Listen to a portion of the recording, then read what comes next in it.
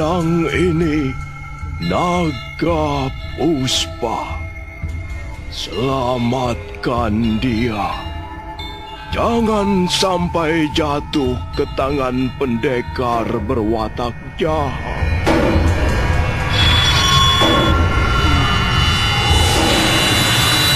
Kakang Kamandanu, kau masih juga tidak percaya bahwa aku mencintaimu. Mesin, maafkan aku, Mesin. Mesin.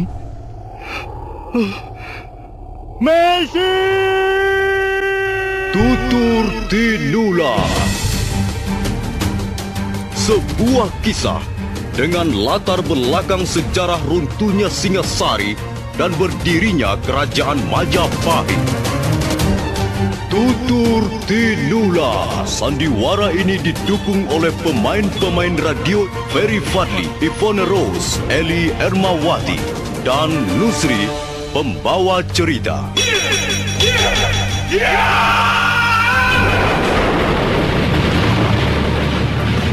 Cerita ini ditulis dan disusun oleh S. Tijab. Teknik dan montase dikerjakan oleh Rudi Tinangon dan Joko SP. Sutradara EWS Yuwono. Tutur Tinula.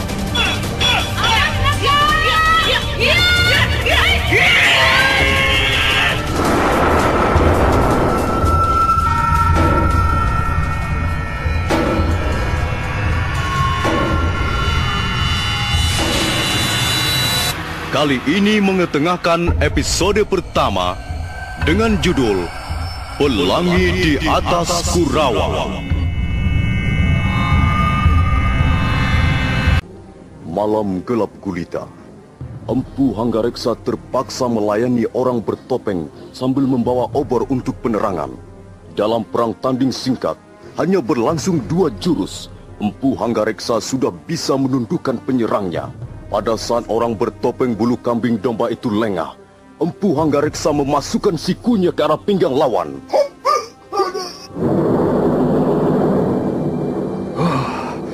Ternyata kau hantu gadungan.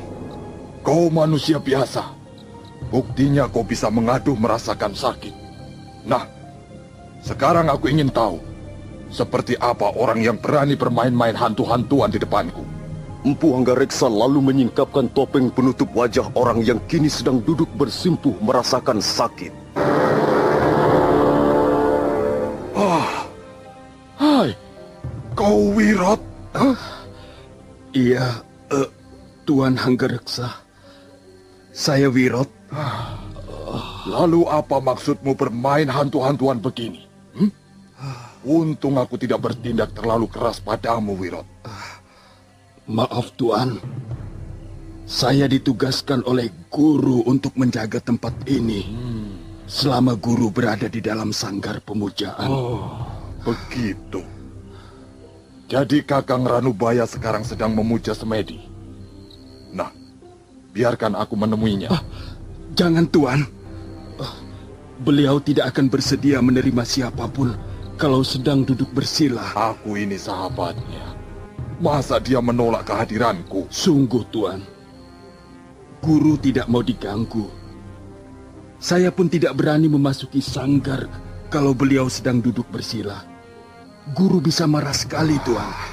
Masa dia akan marah juga padaku, Wirot? Kami sudah lama tidak berjumpa. Aku kira dia akan mau menerima kehadiranku. Sudahlah, kau pulang saja. Aku akan menemui Kakang Ranubaya sekarang. Jangan, Tuan. Jangan. Nanti saya yang kena marah guru. Tunggu, Tuan. Tuan jangan pergi ke sana, Tuan. Wirot, murid tunggal Empu Ranubaya itu tidak meneruskan teriakannya karena tiba-tiba saja Empu Hanggareksa sudah lenyap di balik kegelapan malam.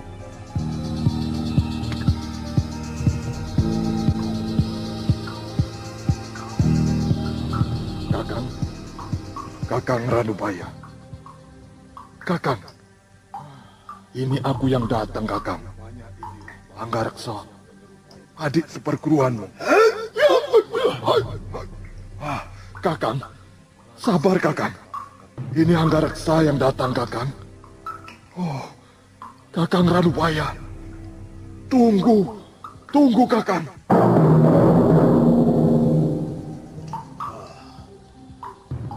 Apa kau manusia atau setan gentayangan yang suka menggoda orang duduk bersila? Aku ini Anggareksa, Kakang. Bukan nama yang kutanyakan. Tapi sikapmu yang tidak beradab itulah yang kusesalkan. Maafkan aku, Kakang Ranubaya. Aku ada keperluan yang sangat penting denganmu, Kakang. Perluan apa? Nanti akan kujelaskan sebaik-baiknya. Kau telah mengganggu aku. Kau seperti setan gentayangan saja. Duduklah. Terima kasih, Kakang.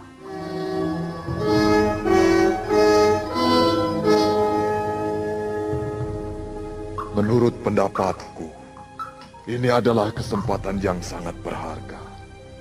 Untukku, dan juga untuk Kakang Ranubaya.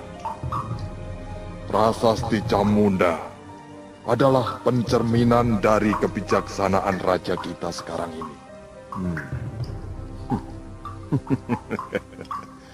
Maksudmu, aku kau suruh mengabdi pada Kertanegara? Kita bekerja sama untuk membangun negeri ini, Kakang. Tidak.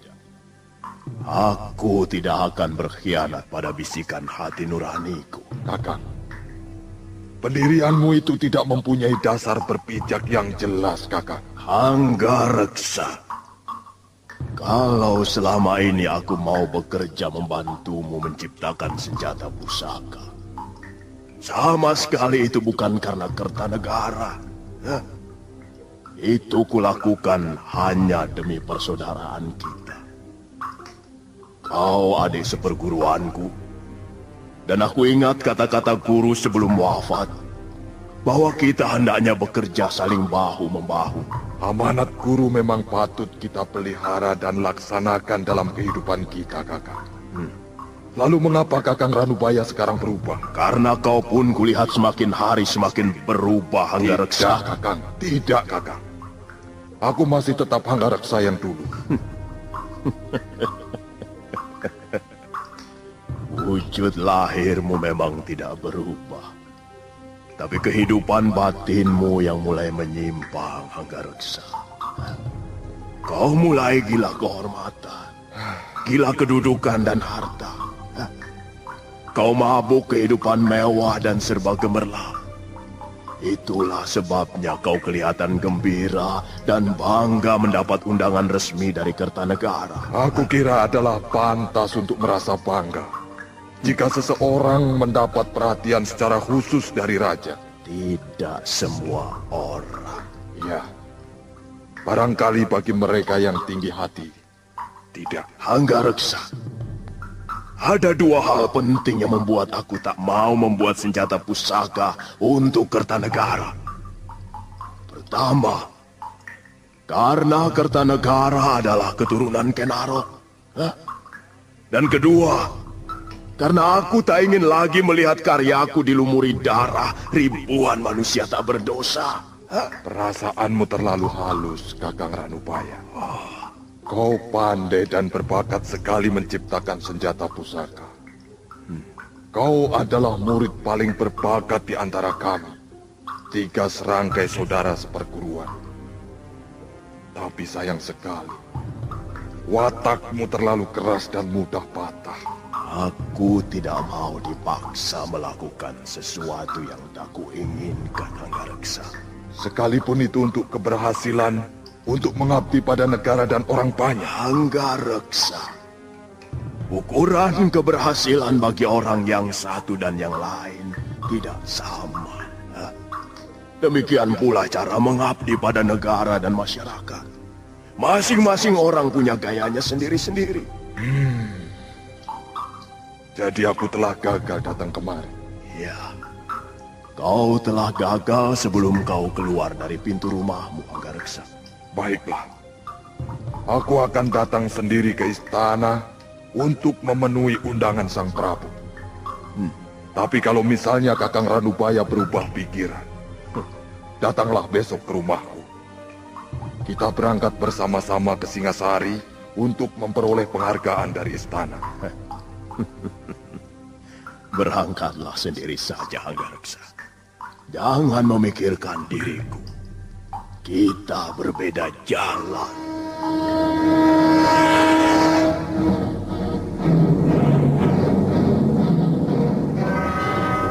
Ayah memanggil kami berdua.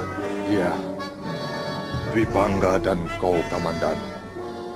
Aku akan pergi ke Singasari bersama tuan-tuan ini. Selama aku pergi, kalian menjaga rumah. Baik, Ayah. Sebelum aku kembali, kalian jangan pergi jauh-jauh. Baik, Ayah. Bagaimana, Tuan Pranaraja? Kita berangkat sekarang? Begitu lebih baik, Tuan Hanggareksa. Kita bisa segera tiba di Singasari. Setelah menaikkan perbekalan ke atas punggung kuda, mereka pun segera naik ke atas kuda. Dan sebentar kemudian, mereka berempat berangkat meninggalkan desa Kurawan.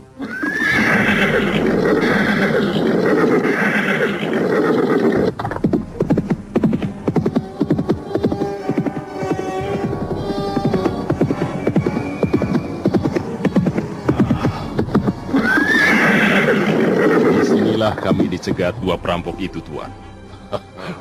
Iya. Lihat saja, pohon itu masih melintang di tengah jalan. Benar, Tuan. Pohon itu sengaja dirobohkan untuk menghalangi jalan kami, Tuan.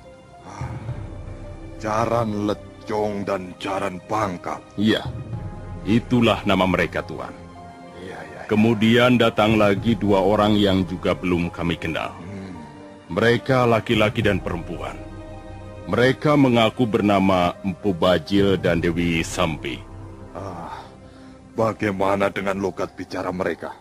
Ya, sepertinya bukan logat bicara daerah di sekitar sini, Tuan. Iya, bicaranya agak kaku, seperti logat bicara orang dari daerah Gelang-Gelang. Iya. Akhir-akhir ini memang banyak orang dari Gelang-Gelang berkeliaran keluar masuk desa. Iya. Kita tidak usah khawatir karena pemerintah Singasari selalu waspada. Apakah ada yang berdiri di belakang mereka itu, Tuan? Tuanku Lembu Sora mencurigai Raja Gelang-Gelang sendiri. Jaya Katwang? Ya, Raja bawahan Singasari itu memang agak mencurigakan. Tapi semua itu tentu saja belum ada bukti yang bisa dipertanggungjawabkan. Dengan begitu, pemerintah Singasari belum berani bertindak terlalu jauh. Ya, kalau memang Jaya Katwang mau membuat kekacauan dengan orang-orangnya, bisa terjadi pertumpahan darah sesama saudara. Bukankah Jaya Katwang itu masih besan Prabu Kertanegara sendiri? Benar, Tuan. Arda Raja, putra Jaya Katwang, telah memperistri salah seorang putri Sang Prabu. Bukan hanya besan Kakang Jarawaha. Prabu Kertanegara itu putra Prabu Seminingrat atau Ranggawuni. Nah, adik Sang Prabu Kertanegara yang bernama Nararya Turuk Bali dipersunting Jaya Katwang. Jadi di samping besan, sebenarnya Jaya Katwang masih adik ipar Sang Prabu Kertanegara sendiri. Iya. Karena itu Sang Prabu sama sekali tidak percaya mengenai desas-desus bahwa Jaya Katwang berdiri di belakang kerusuhan yang melanda Singasari dan sekitarnya. Sang Prabu malah mencurigai negara-negara taklukan seperti Kerajaan Sunda atau Madura. Bahkan Sang Prabu memerintahkan agar kita semua waspada terhadap dua orang pembesar istana yang telah diberhentikan. Maksudku Arya Wiraraja atau Banyakwide dan Sang Ramapati.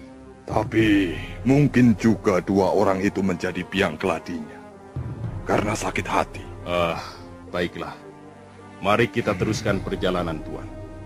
Saya kira kita tidak perlu menginap di Jasundungkal. Kita bisa terus berkuda sampai Rabut Jarak dan menginap di desa kecil itu. Mari Tuan Pranaraja. Tak baik kita terlalu lama berada di tempat ini.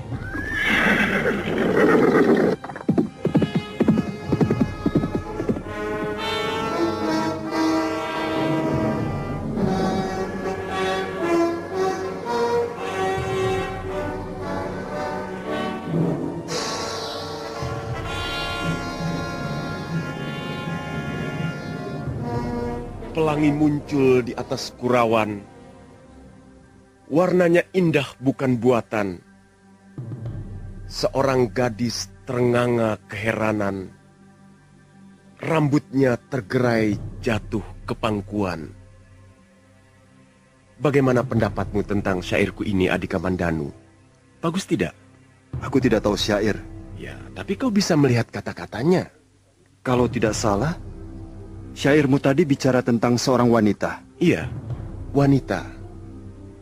Wanita bagiku adalah sumber ilham untuk berbuat sesuatu. Tanpa wanita, dunia ini akan terasa seperti samudera tanpa gelombang. Nah, aku mempunyai satu bait lagi. Coba dengarkan. Bulan tersembul di sela-sela rumput. Terdengar rengek bocah minta susu. Angin membelai daun-daunan. Dan malam terasa semakin sunyi. Oh, syairmu yang ini agak lain, Kakang. Aku mendengar suara rintihan yang panjang sekali. Iya, dan rintihan itu akan semakin panjang bila kita ditinggal pergi lama oleh kekasih yang kita cintai. Kau sudah pernah jatuh cinta, Adi Kamandanu? Belum. Tapi kuperhatikan sekarang kau banyak berubah. Tidak seperti dulu lagi. Kau banyak menyendiri dan kurang menyukai keramaian. Itu sudah menjadi sifatku, Kakang. Kakang Dwi Pangga saja yang kurang jeli. Hingga baru melihat sekarang. Jangan begitu. Kau takut aku merebut gadismu? Aku tidak mempunyai gadis, Kakang. Kau ini aneh, Kamandanu. Sepertinya kau tidak mempunyai kegairahan apa-apa. Kau punya cita-cita dalam hidup ini? Entahlah.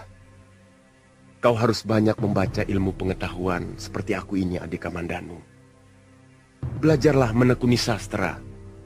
Pasti suatu saat kau akan bangkit dan merasa alangkah indahnya hidup ini. Aku merasa tidak punya bakat di bidang seni sastra, Kakang. Almarhum ibu adalah penulis sastra yang diakui oleh pemerintah Singasari di zaman Prabu Ranggawuni. Banyak tulisan beliau dipuji oleh kalangan istana. Dan bahkan, ibu pernah mendapat tanda penghargaan. Oh, bukankah ini pedang pemberian ayah dulu, Kakang? Iya, itu pedang hadiah ayah pada saat ulang tahunku yang ke-18 dulu. Sepertinya Kakang tidak pernah menyentuh pedang ini. Aku tidak membutuhkan benda itu, Kamandanu. Maka ku biarkan saja tergantung di dinding ruangan tidurku. Kakang tidak tertarik sama sekali pada benda pusaka? Benda pusaka tidak bisa menaklukkan hati seorang wanita. Dengan pedang di tanganmu seperti itu, kau seperti seorang pendekar pilih tanding, Kamandanu.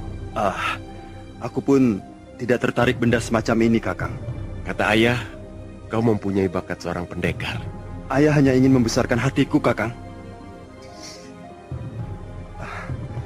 Aku merasa belum menemukan apa yang kucari. Kamandanu, Bibi Rongkot tadi mencarimu. Sepertinya ada yang hendak dikatakannya padamu. Kamandanu, mari sebentar, Kamandanu, kemari sebentar. Bibi mau bicara. Bibi Rongkot mencari saya ya? Dari tadi Bibi mencari Angger. Kemana saja? Shh. Tadi pagi Bibi mendapat salam titipan. Dari siapa, Bi? Dari yang berkulit kuning langsat, bermata jeli, dan berambut panjang mengombak. Bibi jangan menggoda. Sungguh, Ger. Katanya Angger ditunggu di tempat biasanya. Siapa yang menunggu saya, Bi? Angger Kamandanu bisa mendustai Angger Dwi Pangga atau Ayahanda. Tapi Angger tidak mungkin bisa mendustai Nyi Rongkot ini.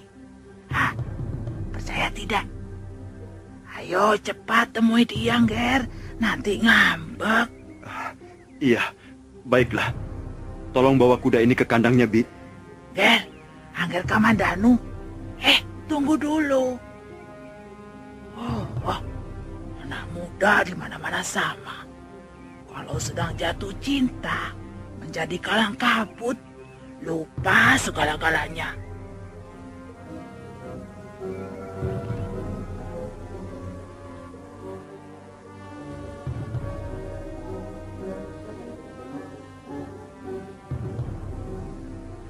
Bibi telah menipu aku. Mana? Aku tidak melihat Nari Ratih di sini. Hanya rumpun ilalang yang kulihat di sana sini. Nari Ratih, putri Rekian Wuru itu memang cantik sekali. Sudah 3 bulan lamanya kami bergaul dan bertemu di tepi padang ilalang ini. Tapi entahlah, apakah mungkin dia mencintaiku? Masa Bibi Rongkot berdusta? Dia tidak pernah mendustaiku. Hei, apa ini?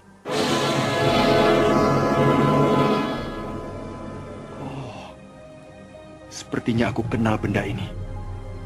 Tusuk konde yang biasa dikenakan Nari Ratih untuk mengancing uraian rambutnya yang hitam dan panjang. Tapi, mengapa tusuk konde ini tergeletak di sela-sela daun ilalang? Jangan-jangan telah terjadi sesuatu atas diri gadis itu.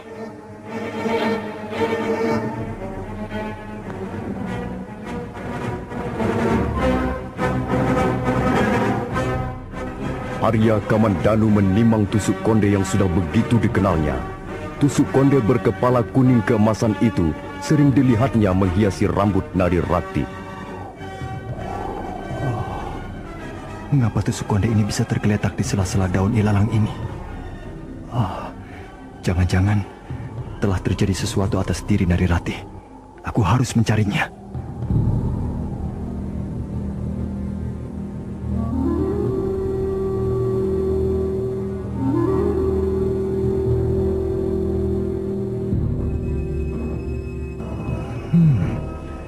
Semak belukar ini kusut. Seperti bekas dilewati orang dengan semena-mena. Oh, ada setangkai kembang melati berserakan di sini. Nari Ratih juga sering mengenakan kembang melati untuk menghias rambutnya. Kalau tidak salah, di depan itu ada bangunan kuno, Candi Walandit. Jangan-jangan Nari Ratih dibawa orang dengan paksa ke sana.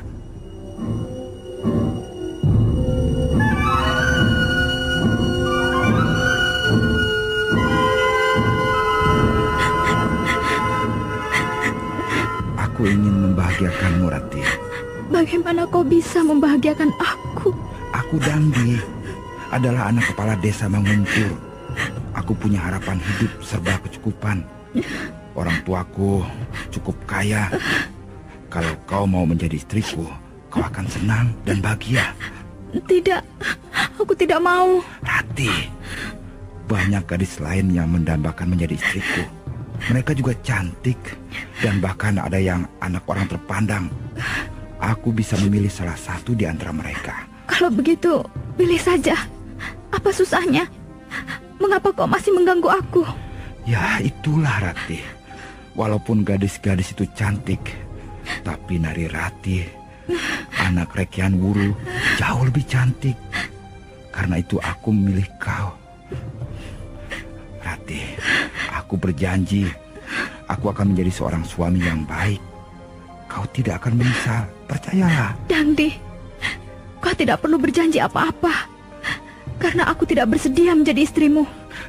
Ratih, kau jangan membuat hatiku panas. Tentu saja hatimu panas. Karena kau menginginkan yang tidak-tidak. Ratih, aku sudah lama sekali mengenalmu. Sejak kau masih kecil, sampai sekarang menjadi gadis kembang desa Manguntur. Apa kau tidak pernah merasakan getaran perasaanku, Ratih? Dangdi, sejak dulu kita bersahabat, dan sampai sekarang pun masih tetap bersahabat. Jangan kau kotori persahabatan kita dengan niatmu mengawini aku. Rati, aku ingin hubungan kita lebih dari sekedar persahabatan. Tidak bisa. Aku tidak bisa meluluskan permintaanmu itu, Dangdi. Lebih baik kau segera berpaling pada gadis lain. Semua menjadi rusak gara-gara anak tukang membuat senjata itu. Sejak kehadiran Kamandanu, sikapmu padaku berubah menjadi pahit. Arya Kamandanu seorang pemuda yang baik. Aku akan menerima dan bersahabat dengan siapa saja yang hatinya mulia. Jadi kau mencintainya? Itu adalah rahasia pribadiku. Kau tidak berhak mengetahuinya. Apa kelebihan Kamandanu itu? Aku yakin kau tidak akan bahagia hidup bersamanya. Kamandanu hanya anak seorang tukang pandai besi. Dangdi, mengapa kau ikut campur urusan kebahagiaan seseorang? Harta benda, pangkat, dan kedudukan tidak menjamin kebahagiaan seorang wanita. Rupanya kau sudah termakan rayuan pemuda Kurawan itu ya. Itu pun bukan urusanmu. Jadi kau tetap menolak niat baikku. Dengan cara halus pun kau tak mungkin dapat mengambil hatiku, Dangdi. Apalagi dengan cara kasar. Rati, dengar. Tidak ada seorang pun di bangunan tua ini kecuali kita berdua. Kalau sampai aku berbuat kasar padamu, tak akan ada yang tahu. Dangdi, tak kuduga anak seorang kepala desa sekotor itu perangaimu. Ingat, kau harus membawa nama baik orang tuamu, Dangdi. Persetan. Kau jangan menasihati aku. Lebih baik kau menerima ajakanku ini dengan sukarela. Sebab kalau tidak... Ayo. Dangdi, lepaskan. Mau kemana kau? Kau hina, kau kotor. Kau tidak pantas menjadi anak kepala desa. Dangdi. Jangan cerewet, Narirati.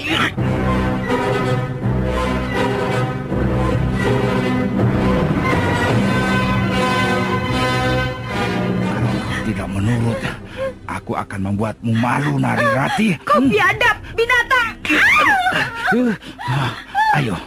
Ayo, suruh datang Kamandanu ke tempat ini, biar dia melihat gadisnya kubuat malu. Bunuhlah aku, Dangdi. Aku tidak takut mati. Lebih baik mati daripada harus kau hina seperti ini. Ayo, bunuhlah aku. Tidak, Rati. Aku tidak akan membunuh seorang gadis cantik seperti Putri Tunggal Kian Wuru. Kurang ajar. Lepaskan aku. Lepaskan aku. Aduh. Kurang ajar kau. Setan betina. Ku bunuh kau. Kakak, untuk kau segera datang. Kau tidak apa-apa, Rati.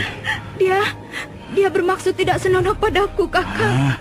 Kebetulan sekali kau datang, Kamandanu. Ayo, mari kita selesaikan persoalan ini secara jantan. Tidak perlu. Mengapa? Kau takut? Kalau takut aku tidak datang ke tempat ini, Dangdi. Nah, kalau begitu mari kita bertempur untuk memperebutkan gadis itu. Kita sama-sama lelaki. Kita selesaikan secara kesatria. Ayo. Bagaimana kau bisa bersikap kesatria kalau kau membawa lari seorang gadis dan bermaksud tidak senonoh di tempat sepi begini? Cukup. Tutup sajalah mulutmu. Kalau kau takut melawan Dangdi, pulanglah dan biarkan Narirati bersamaku di sini. Dan membiarkan kau merusak kehormatannya, menodai kesuciannya. Jangan merasa dirimu paling bersih, Kamandanu. Setidak-tidaknya aku tidak sekotormu, Dangdi. Anak kepala desa Manguntur. Kurang ajar kau.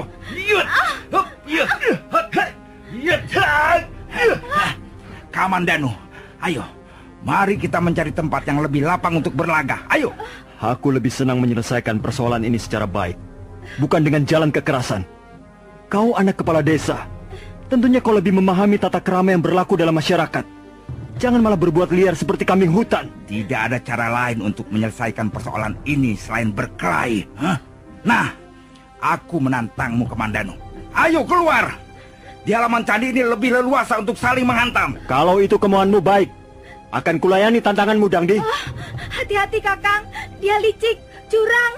Kau melihat dari kejauhan saja, Rati. Jangan mendekat. Baik, Kakang.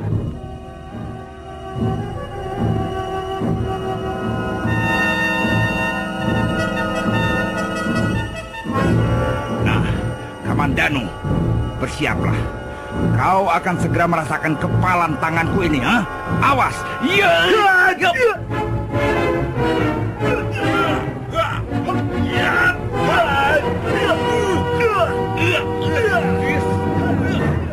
Bagus.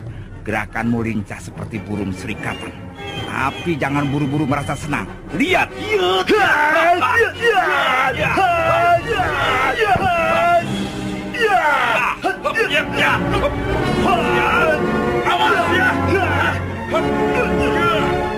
Dangdi menyerang dengan gencar, sementara Arya Kamandanu berusaha melayani lawannya sambil sekali-sekali balas menyerang. Maka demikianlah, halaman Candi Walandit yang kanan kirinya banyak tanaman liar itu menjadi arena pertarungan dua anak muda. Sementara di atas anak tangga candi, seorang gadis melihat jalannya pertarungan sambil sekali waktu menggigit bibirnya yang merah. Ayo Kamandanu, kau ganti menyerang. Jangan hanya bermain-main loncat-loncatan seperti bajing kurang makan. Baiklah Dangdi, akan kuturuti permintaanmu. Arya Kamandanu sekalipun tidak bisa dikatakan pendekar, tapi paling sedikit dia pernah belajar ilmu kanuragan dari Empu Hanggareksa ayahnya. Lain halnya dengan Dangdi yang tak pernah tahu aksaranya ilmu tata berkelahi, hanya main hantam dan seruduk seperti kelakuan seekor babi. Nah, bersiaplah Dangdi.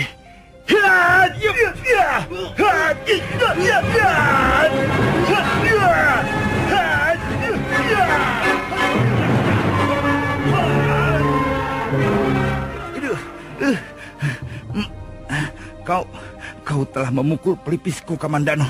Aduh. Sudahlah Dangdi, kita akhiri saja percekcokan kita hingga di sini. Tidak, kau sudah melukai aku, Kamandanu. Aku harus mengadakan pembalasan. Dangdi, ayo Kamandanu, kita lanjutkan perkelahian kita. Dan sekarang kita gunakan senjata.